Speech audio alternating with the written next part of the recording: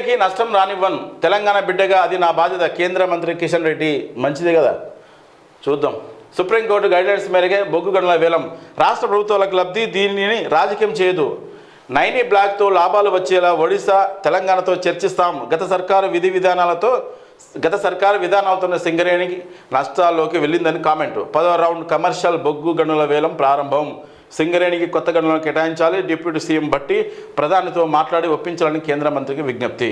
బొగ్గు గనుల వేలంతో సింగరేణికి కానీ అందులో పనిచేసే ఉద్యోగులు కార్మికులకు కానీ ఎలాంటి నష్టం రానివ్వబోవని తెలంగాణ బిడ్డగా అది తన బాధ్యత అని కేంద్ర బొగ్గు గనుల శాఖ మంత్రి కిషన్ రెడ్డి స్పష్టం చేశారు. సుప్రీంకోర్టు మార్గదర్శకాలకు అనుగుణంగా వేలం నిర్వహిస్తున్నాం తప్ప ఆదాయం కోసం కాదని పేర్కొన్నాను. గతంలో కొన్ని అవస్థలు జరిగినాయి. సుప్రీంకోర్టు ఏం చేసిందంటే 10 లక్షల కోట్ల అవినీతి అది లాస్ అయింది గవర్నమెంట్ అని. దానికోసం సుప్రీంకోర్టు గైడ్లైన్స్ ప్రకారం వీళ్ళు వేలం వేస్తున్నారు. గత 10 సంవత్సరాలుగా మన కేసీఆర్ కూడా దీనిలో పాల్గొనకపోవడం వల్ల ప్రైవేట్ వాళ్ళే దక్కించుకున్నారు అవి. కానీ మనం ప్రభుత్వం మన సింగరేణి వాళ్ళకు ఛాన్స్ ఇవ్వలేదు. ఇప్పుడు వీళ్ళు మంచి నిర్ణయం తీసుకున్నారని అనుకోవచ్చు. చూడాలి మనం ఏ పార్టీ లాభం చేకూరుస్తాం మనకు.